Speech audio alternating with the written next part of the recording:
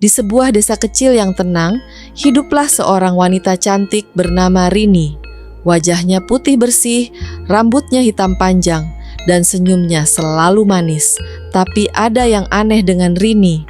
Semua pria di desa itu takut mendekatinya.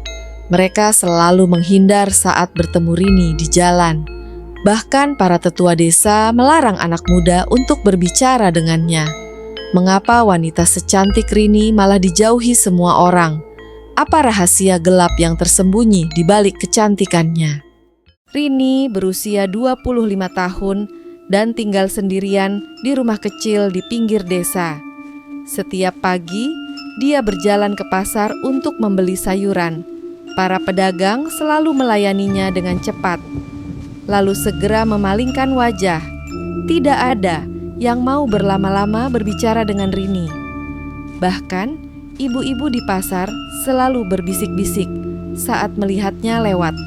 "Kasihan Rini," kata Bu Sari pada tetangganya. "Cantik, tapi tidak ada yang mau melamarnya." Tapi Bu Sari tidak tahu rahasia yang sesungguhnya.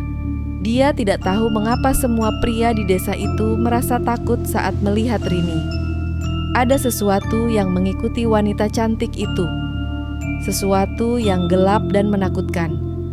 Pak Bambang, kepala desa, pernah bercerita pada istrinya, "Aku selalu merasa ada yang mengawasi saat berbicara dengan Rini," katanya. "Seperti ada mata besar yang menatapku dengan marah." Istri Pak Bambang hanya mengangguk takut. Dia juga merasakan hal yang sama. Tapi apa sebenarnya yang mengikuti Rini? Sejak kecil, Rini memang selalu merasa ada yang mengikutinya.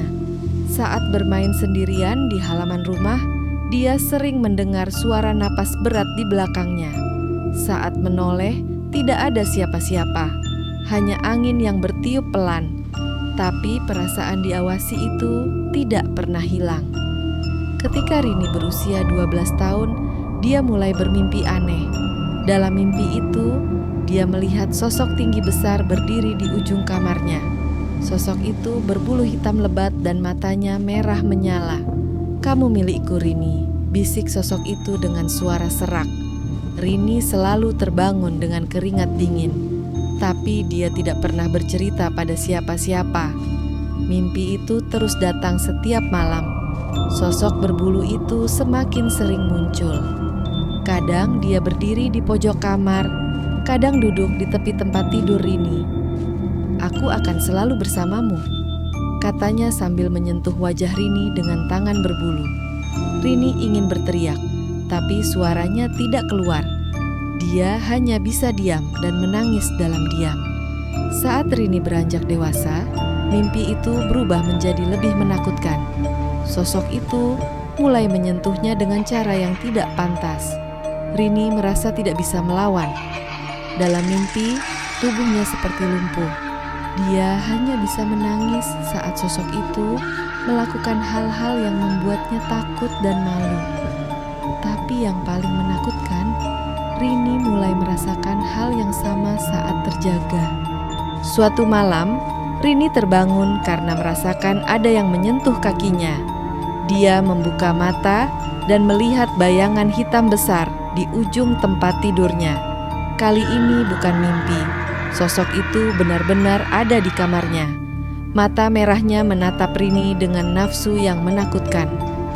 "Kamu sudah dewasa, Rini," kata sosok itu dengan suara yang dalam. "Saatnya kita bersatu selamanya." Rini ingin berteriak, tapi mulutnya seperti tertutup rapat. Sosok itu mendekat dengan langkah pelan. Setiap melangkah, lantai kayu berderit keras.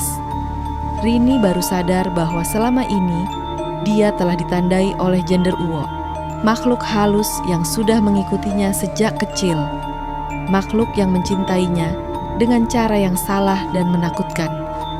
Dia ingat cerita nenek tentang genderuwo yang suka mengganggu wanita cantik, tapi dia tidak pernah percaya. Sekarang dia tahu bahwa cerita itu nyata. Genderuwo itu berkata, "Semua pria di desa ini takut padaku. Mereka bisa merasakan kehadiranku saat mendekatinya. Mereka tahu kamu sudah menjadi milikku. Rini mengerti sekarang. Semua pria di desa memang bisa merasakan aura gelap di sekitarnya. Mereka tidak tahu apa itu, tapi naluri mereka berkata untuk menjauh. Genderuwo itu mulai menyentuh wajah Rini dengan tangannya yang berbulu kasar. "Aku sudah menunggumu tumbuh dewasa," bisiknya. "Sekarang kita akan bersama untuk selamanya." Rini merasa tubuhnya semakin lemas.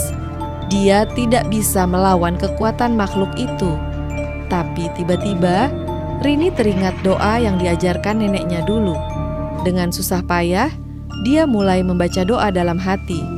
Genderuwo itu mundur sedikit, matanya yang merah berkedip bingung.